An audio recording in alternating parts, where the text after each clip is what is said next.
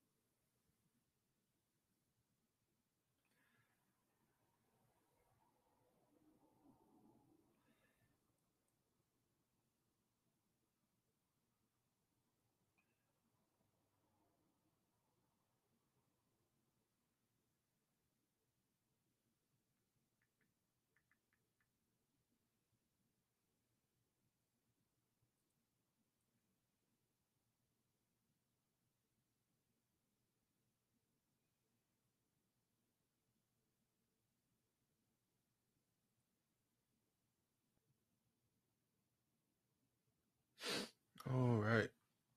Good morning, everybody. Good morning, Al. How's it going, brother?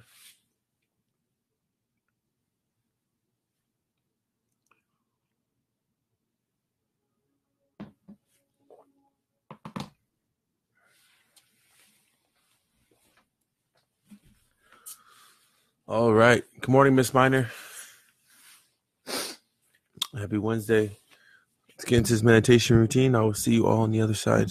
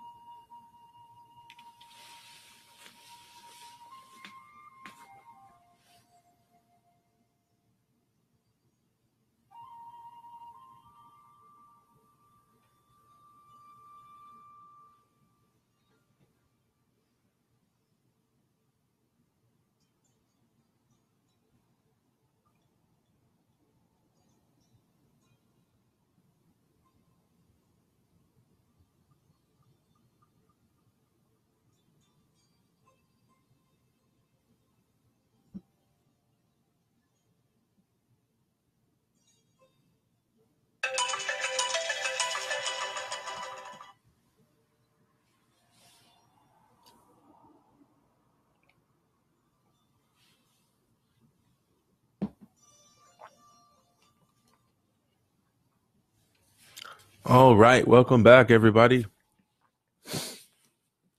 Good morning, Liz. How's it going? Good morning. Good morning. Happy Wednesday. All right, so we just finished our meditation routine. Now we're going to get into our reading routine. So I will see you all on the other side.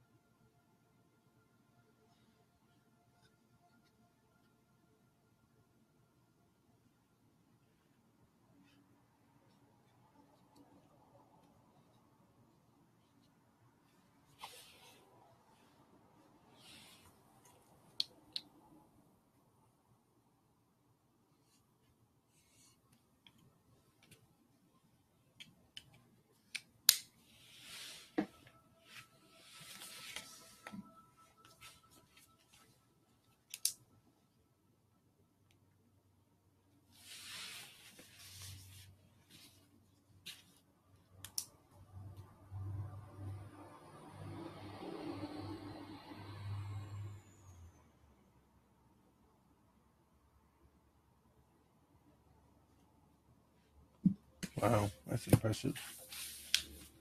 Okay, we are steadily getting through this very, very large book that we call the Bible. And we just finished our reading session. Now we're getting into our journaling session.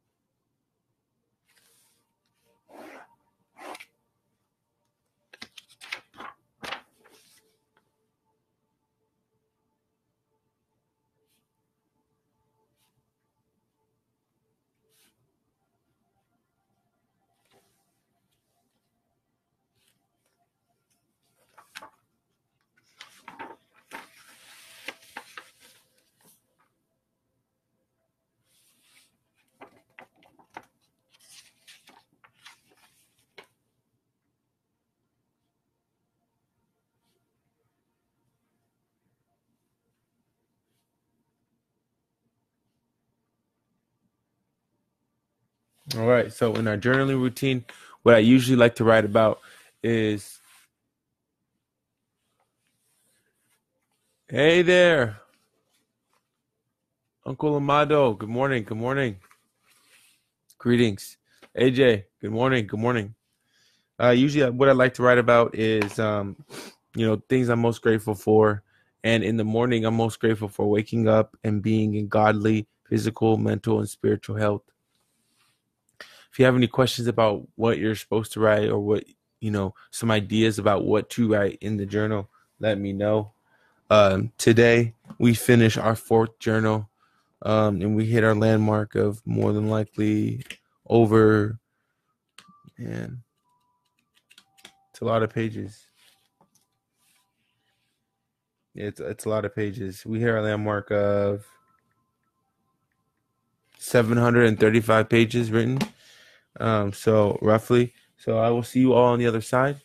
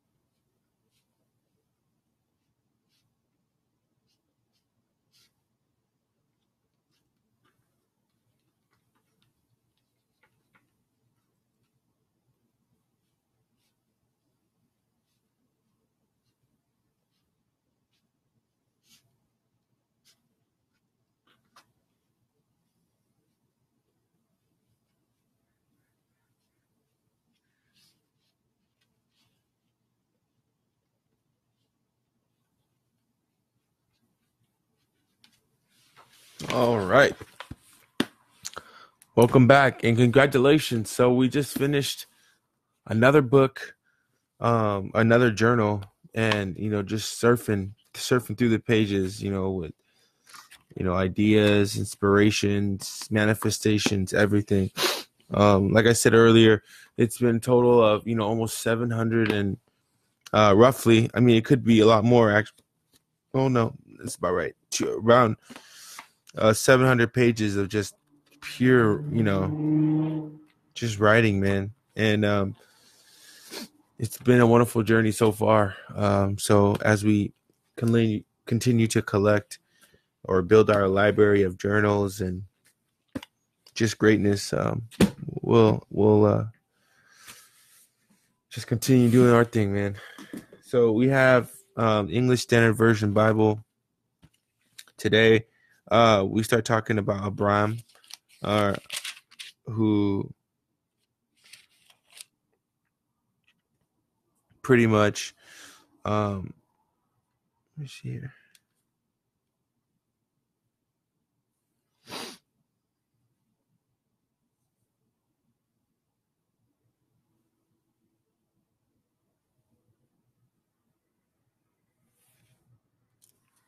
So the Tower of Babel was introduced. And then it goes through a number of different descendants. So then we talk about the call of Abram, and essentially God's gift and care and love for him. There's not. It's when reading this, it's interesting because the stories are like they're very descriptive. At the same time, I feel like we have to read the whole book in order to understand a smaller portion of the story. And so it's a little bit choppy at times. Well, at least to me, it feels like it's a little bit choppy at times because, we're talking about, Abram and Sarai in Egypt. They talk about there was a famine in the land. And so Abram went down to Egypt to sojourn there, and the famine was severe in the land. When he was about to enter Egypt, he said to Sarai, his wife, "I know that you are a woman beautiful in appearance, and when the Egyptians see you, they will say, 'This is his wife.' Then they will kill me, but they will let you live. Say you are my sister, that it may go well with me because of you, and that my life may be spared for your sake." When Abram entered Egypt, the Egyptians saw that the woman was very beautiful, and when the princes of Pharaoh saw her, they praised her to Pharaoh, and the woman was taken into Pharaoh's house. And for her sake, he dealt well with Abram, and he had sheep, oxen, male donkeys, female servants, female donkeys, and camels. But the Lord afflicted Pharaoh and his house with great plagues because of Sarai, which is Abram's wife. So Pharaoh called Abraham and said, "What is this you have done to me? Why did you not tell me that she was your wife? Why did you say she is my sister, so that I took her for my wife? And now then, here is your wife. Take her and go." And Pharaoh gave men orders concerning him, and they sent him away with his wife, and all that he had. First thing that comes up in this for me is, don't live by assumption. Very, very powerful thing, I think, to never forget. Never live on assumption, and just go as you are. But the Lord afflicted Pharaoh with and his wife without great plagues of Sarai. Okay, so Abram and Lot separate. So Abram went up to Egypt, and he is the wife, and his wife, he and his wife and all that he had, and Lot with him into Negev. Now Abram was very rich in livestock, in silver and in gold, and he journeyed on from Negev as far as Bethel, to the place where his tent had been at the beginning between Bethel and Ai, to the place where he had made an altar at the first. And there Abram called the name of the Lord. And Lot, who went with Abram, also had flocks and herds and tents, so that the land could not support both of them dwelling together. For their possessions were so great that they could not dwell together. And there was strife between herdsmen of Abram's livestock and herdsmen of Lot's livestock. At the time, the Canaanites and the Perizzites were dwelling in the land. And then Abram said to Lot, "Let there be no strife between you and me, and between your herdsmen and my herdsmen, for we are kinsmen. It's is it not is it not the whole land before you? Separate separate yourself from me. If you take the left hand, then I will go to the right, or if you take the right hand, then I will go to the left." And Lot lifted up his eyes and saw that the Jordan Valley was watered everywhere, like the garden of the Lord, like the land of Egypt in the direction of Zor.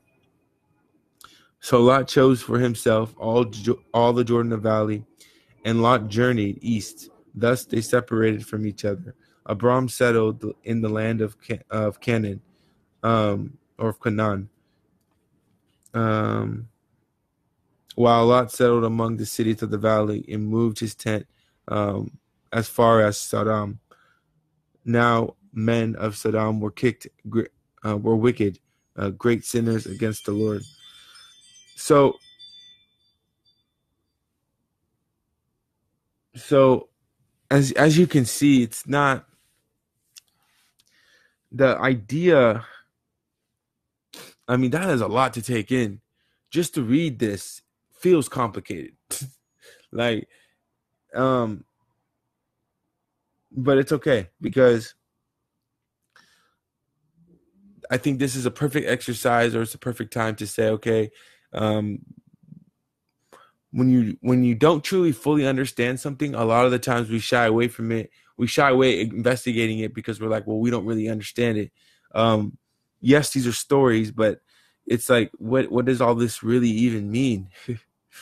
um, but like I said, you just have to, I think, trust the process and just keep moving forward. So, there's a couple, profile notes in here. So God called Abraham to leave his native country for a land that he would show him. When Abraham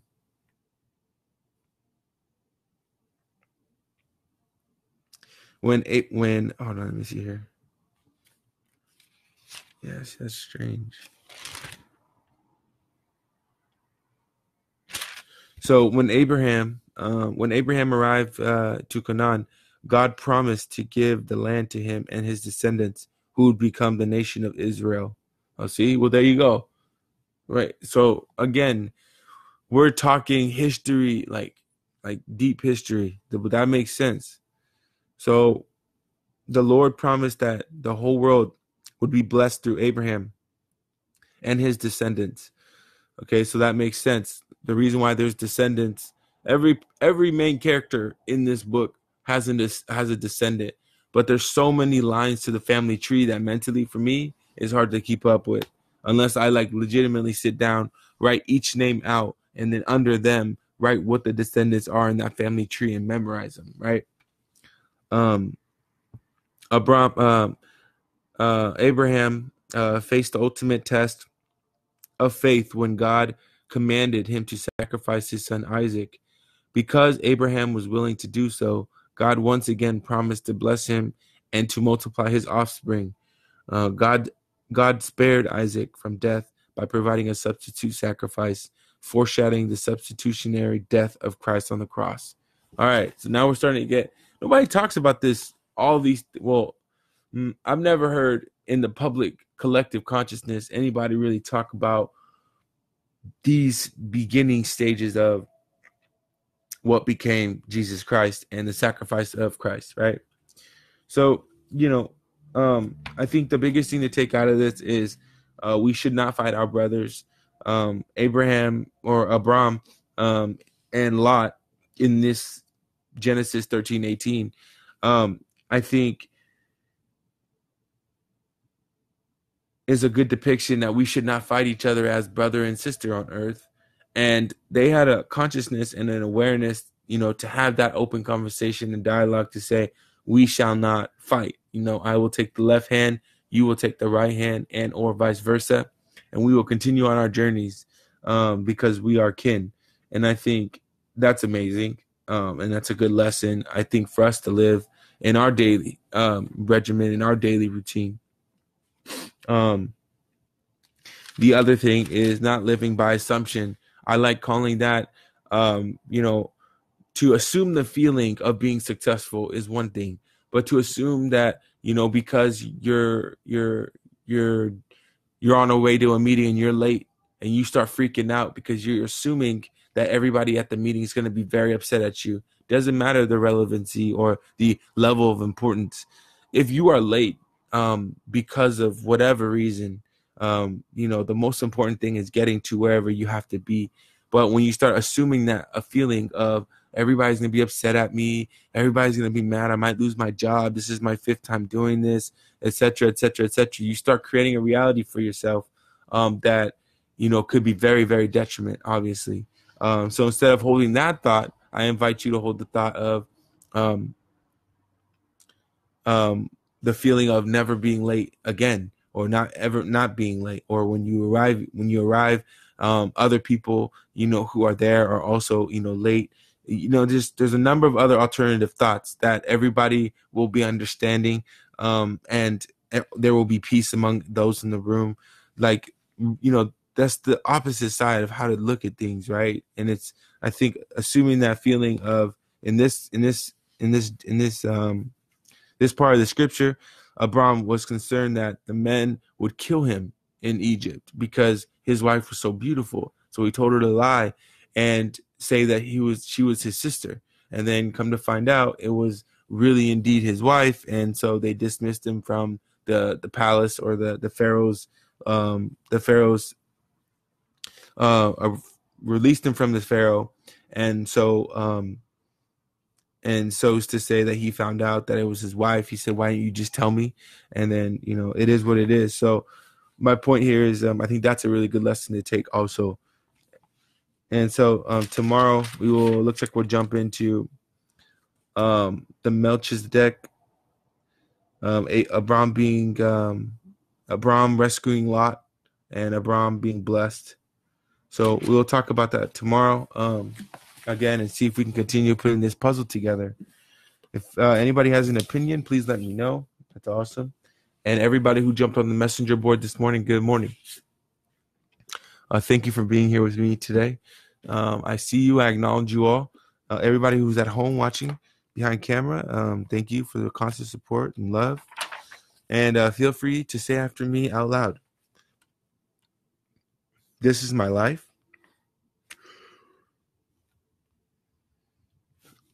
I am aware. I take full responsibility for my reality and thoughts. I recognize I have the power to be to manifest the best possible life. A life of wealth, love, and peace. I truly believe I have zero limitations. I trust my instincts, God, and universe. I am ready to transcend. I have arrived, and so it is. So thank you, everybody who jumped on the journey to greatness with me today. Day 270 of 365 with David McDonald, the GOAT. And I will see you all tomorrow at 5 a.m. Have the best day of your life today. And